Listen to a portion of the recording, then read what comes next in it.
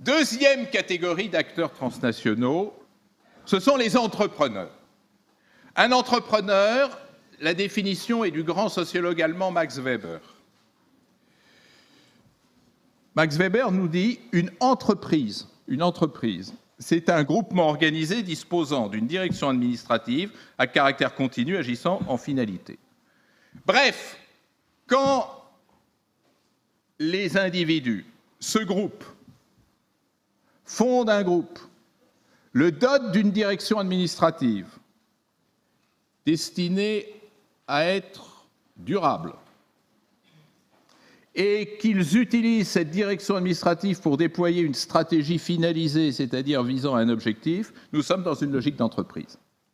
Mesdames et messieurs, vous voyez bien qu'à ce titre, une église est une entreprise, une ONG est une entreprise, un média est une entreprise, que bien sûr les firmes multinationales sont aussi des entreprises. Mais il n'y a pas que des entreprises économiques, retenez-le bien. Alors, essayons de les voir plus en détail et commençons par les firmes multinationales. Pour parler de firmes multinationales, il faut que deux critères soient réunis. Ayez bien ça à l'esprit.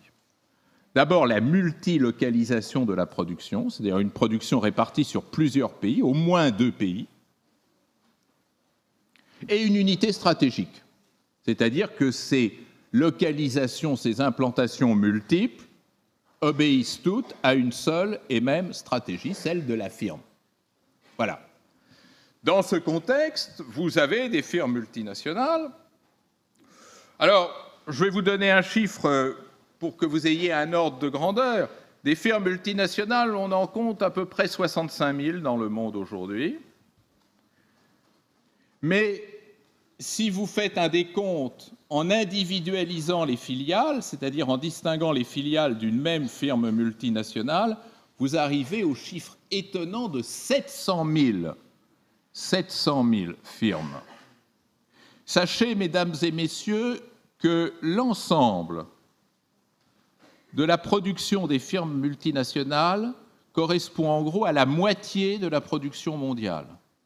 Les 200 premières firmes multinationales, là vous avez les 500, hein, je parle des 200 premières firmes multinationales, représentent le quart de la production mondiale. Le quart de ce qui se produit dans le monde est produit par les 200 premières firmes multinationales. C'est dire que nous ne sommes pas dans l'anecdote. Et c'est dire que, mutatis mutandis, la force de frappe d'une firme multinationale équivaut aujourd'hui à la force de frappe d'une petite puissance moyenne. En gros, le chiffre d'affaires de Ford ou de General Motors est ou était équivalent au PIB du Danemark,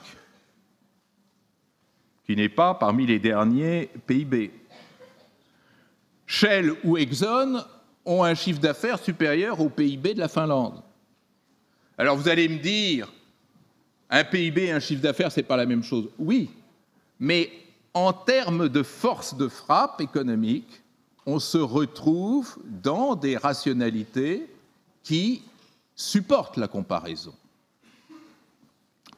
Alors, si on veut réfléchir sur ces firmes multinationales, d'abord, cette carte nous montre bien que c'est un phénomène qui relève du Nord, et ce disant, nous allons placer la Chine dans le Nord, et vous voyez d'ailleurs que si les États-Unis restent en tête en termes de capitalisation des firmes multinationales et en termes de nombre de firmes multinationales, en même temps, l'Asie y occupe une place de plus en plus importante.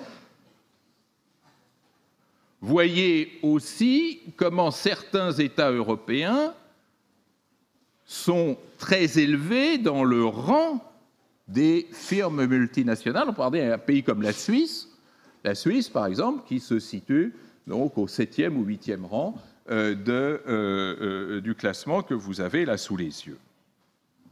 Maintenant, faites bien attention à une chose. Quand vous parlez de firmes multinationales, vous avez 3 âges de multinationales qu'il faut savoir distinguer, surtout que l'avènement de l'un de ces âges n'annule pas l'âge précédent.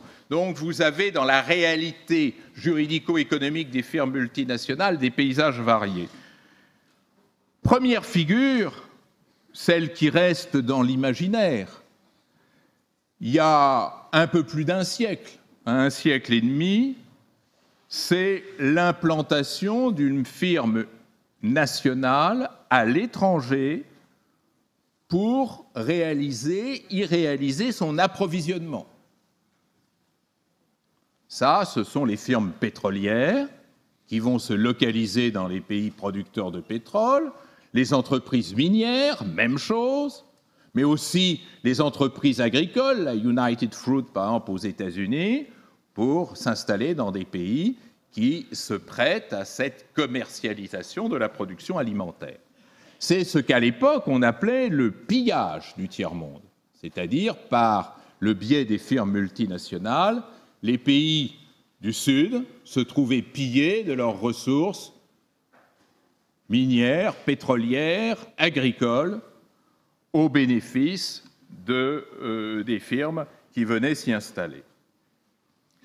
Il y a une 50aine d'années, nous avons assisté à l'avènement d'un deuxième âge, c'est-à-dire une deuxième formule de firmes multinationales, qui correspond à une autre logique économique, qui n'est plus celle de l'implantation, mais qui est celle de l'implantation pour approvisionnement, j'entends, mais qui est celle de la décomposition internationale du processus de production. Aller s'installer ailleurs, là où la main-d'œuvre est moins chère, là où le droit du travail est le moins favorable aux salariés et le plus favorable aux entreprises, là où la législation fiscale est la plus favorable aux entreprises. Il devient rationnel pour une entreprise, quelle que soit son activité, quelle que soit sa spécialité, de se délocaliser pour ainsi améliorer sa propre rentabilité et ses propres finances. C'est un phénomène qui a joué un rôle considérable et qui continue, comme vous le savez, à peser sur l'espace mondial, pour plusieurs raisons. D'abord parce que vous comprenez que la décomposition du processus de production est la première atteinte grave portée à la souveraineté des États. Par ce processus, les firmes multinationales exercent de plus en plus un chantage sur les États d'origine et les États d'accueil. Tu ne me proposes pas une législation fiscale favorable, très bien, je m'en vais. Et je crée du chômage chez toi. Vous réclamez une hausse des salaires, très bien, je me délocalise sur un autre continent et vous irez à Pôle emploi. Vous voulez des nouveaux droits syndicaux? D'accord, on met la clé sous la porte et on s'en va au Bélarus. Bon, atteinte à la souveraineté aussi des États d'accueil. On vient chez vous parce que vous nous accueillez bien, mais si vous nous faites assurer quelques avantages supplémentaires, alors on vous promet de rester.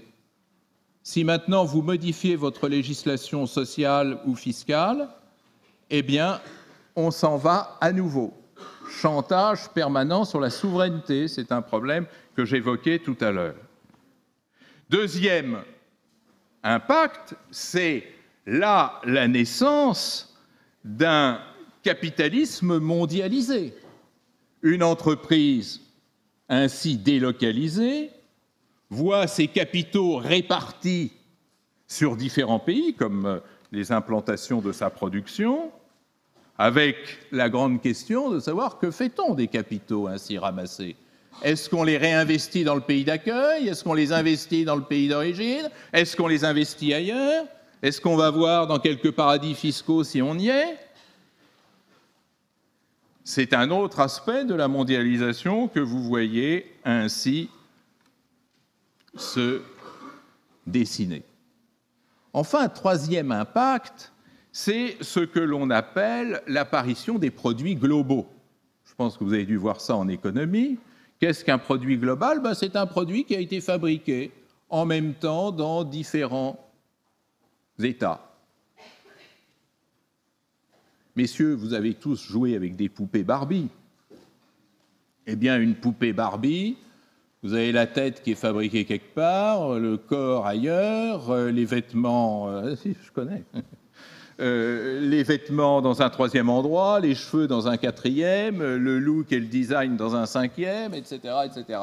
Alors, pourquoi je vous parle de produits globaux?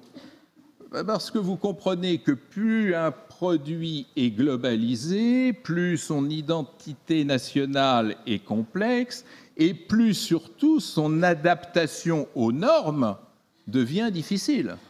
Comment faire en sorte qu'un même produit soit normé de façon homogène et cohérente dès lors qu'il est fabriqué dans différents pays?